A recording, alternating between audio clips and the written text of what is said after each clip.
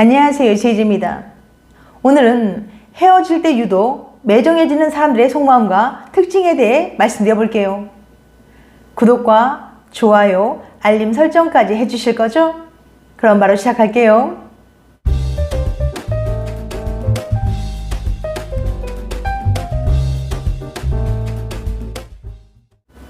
왜 나만 힘들어할까?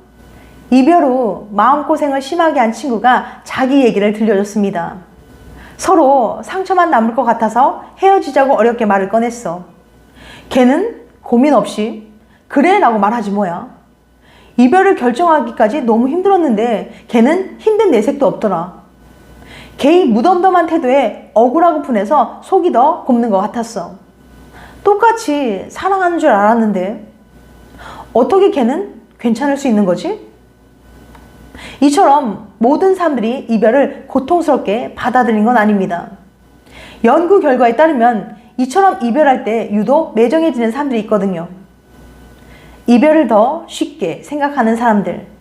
미국 UNR의 데보라 데이비스 교수는 5천여 명을 설문조사한 결과 회피형 애착 유형을 가진 사람들은 이별을 앞둔 상황에 더 냉담하게 반응한다는 걸 발견했습니다. 회피형은 다른 사람들과 더 가깝게 지내는 것을 불편해하는 애착 유형이에요. 애인과도 마찬가지죠. 이들은 이별이 닥쳤을 때 다음에 3가지 독특한 대처 방식으로 애인을 힘들게 했습니다. 첫 번째, 단호하게 선 긋기. 회피형은 이별의 징조가 보이면 애인과 접촉을 피하고 정을 빨리 떼어내버렸어요. 보통 사람들은 애인을 잃은 후 마치 자신의 일부를 잃은 것 같은 혼란스러움을 느낍니다. 하지만 회피형은 그런 혼란스러움을 겪지 않았습니다. 오히려 이별 후 나 자신에 대해 더 잘 알게 되었다라고 느낀 사람들도 있었죠. 이들은 평소에도 애인과 가깝게 지내는 걸 부담스러워 하잖아요. 그러다 보니 이별을 직감했을 때도 애인을 붙잡으려고 노력하기보다는 되레 관계의 정을 미리 끊어버립니다. 너는 너고 나는 나야 라고 생각하며 언제든 혼자로 돌아가도 잘 지낼 수 있는 준비를 하는 거죠. 두 번째, 이별에 대해 생각하지 않기. 회피형은 관계에 대한 스트레스로 감정을 소모하는 걸 유독 피곤하게 느낍니다. 그래서 이별과 관련된 스트레스가 생기면 아예 그것에 대해 생각하지 않는 방식을 택하죠. 그래서 이별이 닥쳐도 애인과 문제가 되는 심각한 상황에 대해 구체적으로 논해보기를 피했어요. 또한 다른 사람에게 고민을 쉽사리 털어놓지도 않았죠. 차라리 일에 집중하거나 술을 마시면서 애인 생각에 빠져들지 않도록 주의를 돌렸습니다. 이별 때문에 구질구질하게 힘들어하는 모습을 남들에게 보여주는 타입이 절대 아닌 거예요. 세 번째, 붙잡을수록 빠져나가기. 어떤 사람들은 이별할 때 회피형의 차갑게 변한 모습을 보며 크게 상처를 입습니다. 상처 입은 사람들은 감정적으로 변해 울고불고 매달리거나 증오와 배신감을 마구 표출해요. 하지만 회피형은 이런 애인의 모습을 보고 오히려 이해할 수 없다고 느낍니다. 앞서 말했듯이 이들은 관계에 강한 집착을 느껴본 적이 거의 없거든요. 상대방의 과격한 감정적인 반응은 타인과의 거리감을 중요시하는 회피형에게 큰 부담이 됩니다. 붙잡으면 붙잡을수록 진절머리를 내며 더 빠져나가려고 하겠죠. 나만 상처받은 것 같은 이별. 혹시 앞서 말한 3가지 행동을 하는 애인에게 원치 않은 이별을 당해보신 적 있으신가요? 많이 힘들었을 거예요. 충분히 이해합니다. 상대방의 마음은 이미 식었는데 나만 감정이 남아서 매달릴 때 스스로 얼마나 구차하고 못나게 느껴집니까? 사랑했던 시간이 부정당하고 나만 상처받는 것 같은 이별을 겪을 때 우리는 자존감이 낮아지고 스스로 해결할 수 없는 고통을 경험합니다. 하지만 모든 사람이 나와 같을 수는 없어요. 그 사람은 본래 다른 방식으로 관계를 맺는 사람이었던 거예요. 어차피 돌이킬 수 없는 이별, 있는 그대로 이 상황을 받아들이는 것이 도움이 될 겁니다. 왜 나만 힘들어야 해? 라는 피해의식이나 억울한 감정에 사로잡혀 있다면 이제 그만 헤어진 그 사람을 떠나보내주세요. 회피형 알아보는 방법. 회피형을 미리 알아보기 어려운 이유가 있습니다. 회피형은 가장 가까운 상대와도 진정한 감정을 나누진 않지만 겉으로는 다른 연인들과 거의 비슷하게 행동할 수 있거든요. 이미 사랑에 빠지거나 결혼을 하고 난 후에 뭔가 이상한데? 하고 느끼는 경우가 생긴다는 거죠. 언뜻 생각하면 회피형은 성욕도 별로 없고 내향적이고 말수도 적고 그럴 것 같잖아요? 하지만 아주 활달하고 인기 많고 연애도 잘하면서 사실은 회피형 경우도 많습니다. 게다가 회피형 애착은 우리 주변에 아주 흔해요.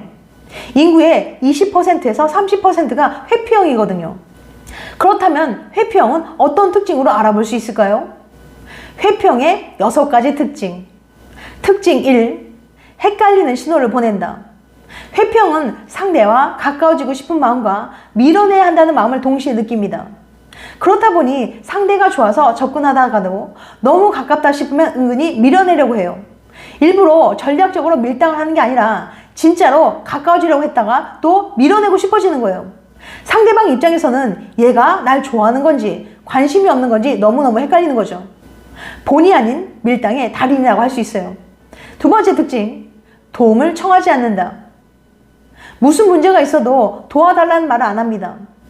곤란한 일이 생겨서 스트레스를 받으면서도 마음을 닫아버리거나 아무 일이 없다는 듯이 행동하는 거죠.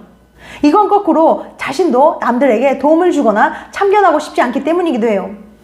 회피형은 곤경에 처한 애인이 도움을 청하면 차갑게 반응하거나 도리어 화를 내기까지도 합니다. 자신이 컨트롤하기 어려운 일에 끌려 들어가는 것이 너무나도 싫기 때문이죠. 회피형은 모든 상황을 통제하고 싶어 하거든요. 3번째 특징, 관계에 진전이 없다. 회피형은 자신이 먼저 새로운 관계를 제안하거나 사랑 고백을 하는 일이 드뭅니다. 거리를 마음대로 조절할 수 있는 애매한 관계의 편안함을 놓치고 싶지 않기 때문이죠. 귀찮고 성가신 일을 피하려는 특성이 다분해서 결혼이나 출산에도 소극적입니다. 썸 상대나 애인이 다음 단계로 나갈 생각을 안 한다면 그 사람은 회피형일 가능성이 있어요. 4번째 특징, 상대의 기분을 헤아리는 데 서툴다. 회피형은 정서적인 관계를 다지려는 노력을 별로 하지 않습니다. 그래서 상대의 기분을 잘 읽거나 예측하지 못해요. 이른바 공감 능력이 떨어지는 경우가 흔하다는 얘기죠. 애인이 공감이나 위로를 바라고 하소연을 하면 회피형은 일단 감정은 제외하고 사실만 평가하려고 합니다. 감정을 느끼면 마음이 흔들리니 논리에 의지해서 안심하려는 거죠. 이것도 회피형의 한 방식입니다. 5번째 특징, 육체적 접촉을 피한다. 성관계는 잘해놓고 잠은 따로 자고 싶어 한다거나 성관계 자체를 피하는 경우도 있어요. 때로는 같이 길을 걸을 때 어깨를 나란히 하거나 손을 잡고 걷는 대신 성큰성큰 앞질러 가기도 합니다. 아무리 사랑하는 사람이라 해도 자신의 영역은 침범하지 못하게 하려는 무의식적인 전략들이죠.